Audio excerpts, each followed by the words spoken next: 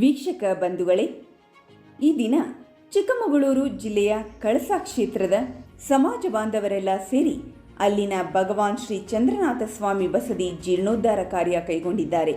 ಒಮ್ಮೆ ಅಲ್ಲಿ ಹೋಗಿ ಬರೋಣ.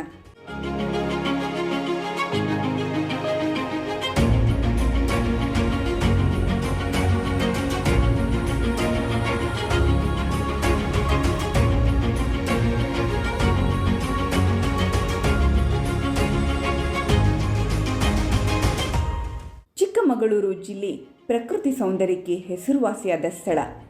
ಇಂತಹ ಅಮೋಘ ಪರಿಸರದಲ್ಲಿರುವ ಈ ನಗರ ಬಹಳ ಹಿಂದೆ ಅಂದರೆ 7ನೇ ಶತಮಾನದ ಕೊನೆಯಲ್ಲಿ ಹೊಂಬುಜ ಕ್ಷೇತ್ರದ ಸಾಂತರಸರ ವಂಶದ ಸ್ಥಾಪಕನಾದ ಜಿನದತ್ತರಾಯನು ಇಲ್ಲಿ ಸ್ಥಳೀಯ ಆಡಳಿತಗಾರರನ್ನು ವಶಪಡಿಸಿಕೊಂಡು ತನ್ನ ಸಾಮ್ರಾಜ್ಯವನ್ನು ಚಿಕ್ಕಮಗಳೂರು ಜಿಲ್ಲೆಯ ಕಳಸದವರೆಗೂ ಮತ್ತು ಸಾಗರ ತಾಲೂಕಿನ ಗೋವರ್ಧನಗಿರಿಯವರೆಗೆ ವಿಸ್ತರಿಸಿದ ಸಂದರ್ಭದಲ್ಲಿ 200 ವರ್ಷಗಳ ಕಾಲ ಇಲ್ಲಿ ಕೂಡ ಆಳ್ವಿಕೆ ನಡೆಸಿದ ದಾಖಲೆ ಇಲ್ಲಿನ ವಸ್ತಾರೆ ಜಿನಮಂದಿರದ ಶಾಸನ ಹೇಳುತ್ತದೆ.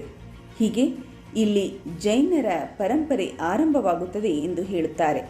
ಇಲ್ಲಿನ ಪುರಾತನ 1008 ಶ್ರೀ ಚಂದ್ರನಾಥ ಸ್ವಾಮಿ ಬಸದಿಯನ್ನು ನೂತನ ಶಿಲಾಮಯ ಬಸದಿಯನ್ನಾಗಿ ಜೀರ್ಣೋದ್ಧಾರ ಮಾಡುವ ಬಗ್ಗೆ ಈ ಹಿಂದೆ ಇಲ್ಲಿ ಚಾತುರ್ಮಾಸ ಕೈಗೊಂಡಿದ್ದ 108 ಶ್ರೀ ಪ್ರಸಂಗಸಾಗರ ಮುನಿ ಮಹಾರಾಜರು ಸಂಕಲ್ಪ ಮಾಡಿಸುತ್ತಾರೆ. ನಂತರ ಇಲ್ಲಿನ ಶ್ರೀಯುತ ಬ್ರಹ್ಮದೇವ ಅವರ ಅಧ್ಯಕ್ಷತೆಯಲ್ಲಿನ ಸರ್ವೋದಯ ಜೈನ ತೀರ್ಥ ಸಮಿತಿಯ ಸರ್ವ ಸದಸ್ಯರ ಸಭೆಯಲ್ಲಿ ನೂತನ ಬಸದಿ ಜೀರ್ಣೋದ್ಧಾರದ ಬಗ್ಗೆ ತೀರ್ಮಾನಿಸಿ ಕೆ.ಸಿ. ಧರಣೇಂದ್ರ ಅವರ ಅಧ್ಯಕ್ಷತೆಯಲ್ಲಿ ಜೀರ್ಣೋದ್ಧಾರ ಸಮಿತಿ ರಚನೆಯಾಗುತ್ತದೆ. ಕ್ಷೇತ್ರಕ್ಕೆ ಆಗಮಿಸಿದ 108 ಶ್ರೀ ಯುಗಳಮುನಿ ಮಹಾರಾಜರು ಆಶೀರ್ವದಿಸಿ ಜೀರ್ಣೋದ್ಧಾರ ಕಾರ್ಯಕ್ಕೆ 11 ಲಕ್ಷ ನೀಡುತ್ತಾರೆ. ನಂತರ ಮುನಿಶ್ರೀ 108 ಮಹಿಮಾಸಾಗರರನ್ನು ಭೇಟಿ ಮಾಡಿದಾಗ ಆಶೀರ್ವದಿಸಿ ಮಾನಸ್ತಂಭದ ಸಂಪೂರ್ಣ ವೆಚ್ಚವನ್ನು ತಾವೇ ವಹಿಸಿಕೊಳ್ಳುತ್ತಾರೆ. ತದನಂತರ ಸಮಿತಿಯ ಸದಸ್ಯರು ಕಾರ್ಕಳ ಮಠದ ಶ್ರೀ ಲಲಿತ ಕೀರ್ತಿ ಭಟ್ಟಾರಕ ಮಹಾಸ್ವಾಮೀಜಿಯವರನ್ನು ಹಾಗೂ ಹೊಂಬುಜ ಮಠದ ಶ್ರೀ ದೇವೇಂದ್ರ ಕೀರ್ತಿ ಭಟ್ಟಾರಕ ಮಹಾಸ್ವಾಮೀಜಿಯವರನ್ನು ನೂತನ ಶಿಲಾಮಯ ಬಸದಿಯ ಕೆಲಸಗಳಿಗೆ ಚಾಲನೆ ನೀಡಲಾಗುತ್ತದೆ. ದಿನಾಂಕ 24/10/2021 ನೂತನ ಬಸದಿಯ ಶಿಲಾಪೂಜೆಯನ್ನು 108 ಶ್ರೀ ಗುಲಾಬ್ ಭೂಷಣ ಮುನಿ ಮಹಾರಾಜರ ಸಮ್ಮುಖದಲ್ಲಿ ನೆರವೇರಿಸಲಾಗುತ್ತದೆ. 25/11/2021 ಬಾಲಾಲಯಕ್ಕೆ ಸ್ವಾಮಿಯನ್ನು ಸ್ಥಳಾಂತರಿಸಿ ಹಳೆ ಬಸದಿಯನ್ನು ಬಿಚ್ಚಲಾಗುತ್ತದೆ. ಹಳೆ ಬಸದಿಯ ಮೊದಲ ಹೆಂಚನ್ನು ಹೋರಿಯ ಮುಖಾಂತರ ತೆಗೆಯುವ ಸಂಪ್ರದಾಯ ಕೂಡ ನಡೆಯುತ್ತದೆ. 22/12/2021 ನೂತನ ಬಸದಿಯ ಶಿಲಾನ್ಯಾಸ ಹಾಗೂ ಧಾರ್ಮಿಕ ಸಭೆಯನ್ನು ಕಾರ್ಕಳ ಹಾಗೂ ಹೊಂಬುಜ ಮಠದ ಭಟ್ಟಾರಕರ ಸಮ್ಮುಖದಲ್ಲಿ ನೆರವೇರಿಸಲಾಗುತ್ತದೆ. 26/4/2024 ಮಾನಸ್ತಂಭದ ಶಿಲಾನ್ಯಾಸವನ್ನು ನೆರವೇರಿಸಲಾಗುತ್ತದೆ.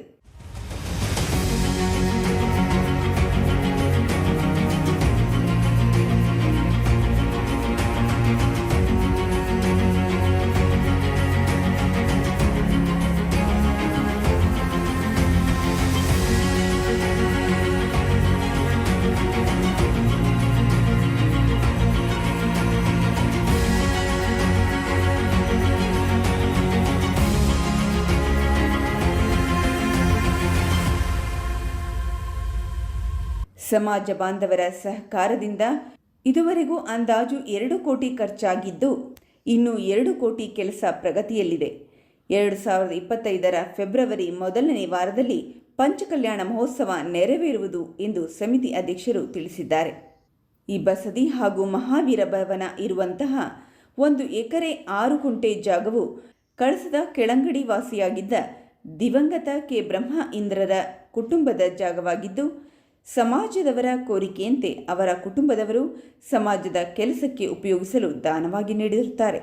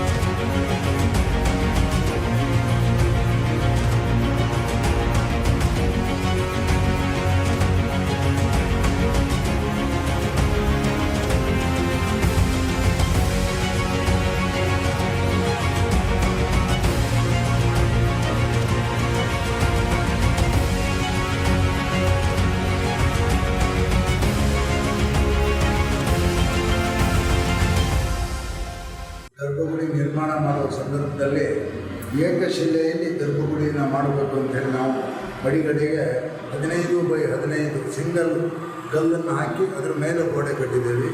ಯಾವುದೇ ಕಾರಣಕ್ಕೂ ಯಾವ ರೀತಿಯಲ್ಲೂ ಕೆಳಗೆ ನೀರು ಹೋಗಬಾರ್ದು ಅಂತ ಹೇಳುವ ಒಂದು ಕಾನ್ಸೆಪ್ಟು. ಎರಡನೇದು, ನಾವು ಮೂಡಿಬಿದ್ರೆ 1000 ಕಂಬದ ಬಸ್ತಿಯ ಮಾಡೆಲ್ ಆಗಿ ನಾವು ತಗೊಂಡು ಈ ಕೆಲಸವನ್ನು ಮಾಡಿರ್ತೀವಿ. ಎಲ್ಲದೂ ಪ್ರತಿಯೊಂದು ಕರ್ಣ ಮುಚ್ಚಿಗೆ ಇರಲಿ, ಎದುರುಗಡೆ ಕಂಬ ಇರಲಿ, ಅದನ್ನು ಮಾಡಿದ್ದೀವಿ. ಇದೊಂದು ಡೋರನ್ನು ಭಾಳ ವಿಶೇಷವಾಗಿ ಅಗಲ ಮಾಡಿದ್ದೀವಿ. ಇದಕ್ಕೆ ಕಾರಣ ನಾವು ಎಲ್ಲ ಸಮಿತಿಯವರು ವೀರೇಂದ್ರ ಹೆಗ್ಡೆ ಅವರನ್ನು ಭೇಟಿ ಮಾಡಿದಾಗ ಈ ಬಾಗಿಲು ಕಡಿಮೆ ಮಾಡಬೇಡಿ, ವಿಶಾಲವಾಗಿರಬೇಕು, ಭಕ್ತಾದಿಗಳಿಗೆಲ್ಲ ದೇವರನ್ನ ದರ್ಶನಕ್ಕೆ ಅನುಕೂಲ ಆಗಬೇಕು ಅಂತ ಹೇಳಿ ಒಂದು ಡೈರೆಕ್ಷನ್ ಕೊಟ್ಟು ಅದರ ಪ್ರಕಾರ ಇದನ್ನು ಮಾಡಿದ್ದೀವಿ. ಹಾಗೆ ನಮ್ಮ 1000 ಕಂಬದ ಬಸ್ತಿಲಿ ಇರುವಂಥ 4 ಕಂಬಗಳದ್ದು ಮಾಡೆಲ್ ತಗೊಂಡು ಈ 4 ಕಂಬಗಳನ್ನು ಮಾಡಿದ್ದೇವೆ. ಅದಕ್ಕೆ ಸರಿಯಾಗಿ ಇದೊಂದು ಕರಣ ಮುಚ್ಚಿಗೆನ ವಿಶೇಷ ರೀತಿಯಲ್ಲಿ ಬೇಕು ಅಂಥೇಳಿ ಇದನ್ನು ಮಾಡಿಸಿದ್ದೀವಿ. ಮತ್ತೆಲ್ಲ ಕಡೆ ಸಾಧಾರಣ ಕಲ್ಲಿನಿಂದ ಹೂವಿನ ಸಮೇತ ಮುಚ್ಚಿಗೆ ಮಾಡಿದ್ದೇವೆ. ಬಾಗಿಲುಗಳು ಕೂಡ ಇದಕ್ಕೆ ಶಟರ್ಸು ಯಾವುದೇ ಕಬ್ಬಿಣದ ನಟ್ಟು ಬೋಲ್ಟು ಹಿಂಜೆ ಹಾಕದೇ ಇದ್ದಾಗೆ ಬರೀ ಮರದಲ್ಲೇ ಮಾಡಬೇಕು ಅಂಥೇಳಿ ಈ ಸಿಸ್ಟಮ್ ಮಾಡಿದ್ದೀವಿ. ಇದನ್ನು ನೀವು ನೋಡ್ಬೋದು, ನಾವು ಟೆಂಪ್ರವರಿ ಇಟ್ಟಿದ್ದೀವಿ. ಈ ರೀತಿ ಬರ್ತದೆ. ಯಾರಿಗೆ ಇದಕ್ಕೇನೂ ಇಲ್ಲ, ಮೇಲೆ ಕೆಳಗೆ ಇದೇ ಆಧಾರ. ಮರ ಎಷ್ಟು ವರ್ಷ ಬಾಳಿಕೆ ಬರ್ತದೋ ಅಷ್ಟು ವರ್ಷ ಕೂಡ ಇದನ್ನು ಚೇಂಜ್ ಮಾಡೋದಕ್ಕಿಲ್ಲ, ಯಾವ ಕಬ್ಬಿಣವೂ ಇಲ್ಲ, ಏನೂ ಇಲ್ಲ. ಆ ಥರ ಮಾಡಿದ್ದೀವಿ. ಪಾಲಕರನ್ನ ಎರಡೂ ಕಡೆ ಮಾಡಿದ್ದೀವಿ. ಮಾನಸ್ತಂಭಕ್ಕೆ ನಮಗೆ ಸಂಪೂರ್ಣ ಆಶೀರ್ವಾದ ಮಾಡಿ ಇದಕ್ಕೆ ಸಂಪನ್ಮೂಲವನ್ನು ಪೂರ್ಣ ಕೊಟ್ಟವರು ಮಹಿಮಾಸಾಗರ ಮುನಿ ಮಹಾರಾಜರು. ಅವರದ್ದೇ ಅಲ್ಲ. ನಾವು ಇದನ್ನು ಹೇಗೆ ಮಾಡಿದ್ದೀವಿ ಅಂದರೆ 4 ದಿಕ್ಕಿನಲ್ಲೂ, ಆ ಕಡೆ ಶೀತಸ್ಕಂದ, ಒಂದು ಕಡೆ ಪದ್ಮಾವತಿ, ಒಂದು ಕಡೆ ಜ್ವಾಲಾಮಾಲಿನಿ, ಒಂದು ಕಡೆ ಬ್ರಹ್ಮಯಕ್ಷ. ಅದಕ್ಕೆ ಸಂಬಂಧಪಟ್ಟ ತೀರ್ಥಂಕರಗಳನ್ನ ಮೇಲ್ಗಡೆನೇ ನಾವು ಮಾಡಿದ್ದೀವಿ. ಮುಕ್ಕೋಡೆ ಮೇಲ್ಗಡೆ ಮಂಟಪ ಬರ್ತದೆ. ಮಂಟಪದಲ್ಲಿ ಚತುರ್ಮುಖ ಬಿಂಬನ ಪ್ರತಿಷ್ಠಾಪನೆ ಮಾಡೋದಕ್ಕೆ ಮುನಿಗಳು ಹೇಳಿದ್ದಾರೆ. ಜೊತೆಗೆ ಆ ಮುನಿಗಳೇ ಆ ಬಿಂಬನೂ ಕಳಿಸ್ಕೊಡ್ತೀವಿ ಅಂತ ಮೊನ್ನೆ ಹೇಳಿದ್ದಾರೆ. ಒಂದು ವಾರದಷ್ಟು ಮೊದಲು ನಾವು ಇದನ್ನು ಕೂರಿಸಿದ್ದೀವಿ. ಸುತ್ತ ಕಟ್ಟೆಗೆ ತೀರ್ಥಂಕರ ತಾಯಿಯ 16 ಸ್ವಪ್ನನ ನಾವು ಇದರಲ್ಲಿ ಬಿಡಿಸ್ತಾ ಇದ್ದೀವಿ. ಮಾದರಿಯಲ್ಲಿ ಬಿಡಿಸಿಟ್ಟಿದ್ದೀವಿ. 4 ಕಲ್ಲು, ಇನ್ನು ಉಳಿದವು ಫ್ಯಾಕ್ಟ್ರಿಲಿ ಆಗ್ತಾಯಿದೆ. ಆ ಮಟ್ಟದವರೆಗೆ ಬರ್ತದೆ. ಮೇಲ್ಗಡೆ ಉಳಿದ ಗ್ಯಾಪಲ್ಲಿ ನಾವು ಪಂಚಕಲ್ಯಾಣದ ದಿವಸ ಮತ್ತು ಹಿಂದೆ ಬಸದಿ ಸ್ಥಾಪನೆ ಆದ ದಿವಸನ ಅಲ್ಲಿ ಬರೀತಾ ಇದ್ದೀವಿ. ಅದಕ್ಕೆ 2 ಅಡಿ ಜಾಗವನ್ನು ಗ್ಯಾಪ್